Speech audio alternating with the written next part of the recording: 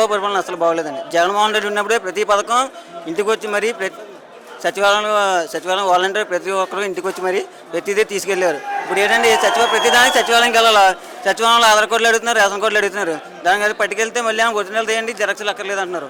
మళ్ళీ ఒరిజినల్ తెస్తే మళ్ళీ జిరాక్స్లు తేవండి, లేకపోతే పని అవుతుంది, లేకపోతే ఇవ్వండి అని చెప్తున్నారు. మీకు ఫీజు రింబర్స్మెంట్ వచ్చిందా ఈ కూటమి ప్రభుత్వంలో? రావట్లేదు, ఒక్కసారి కూడా రావట్లేదు. 2 years అయింది నేను జాయిన్ అయ్యి.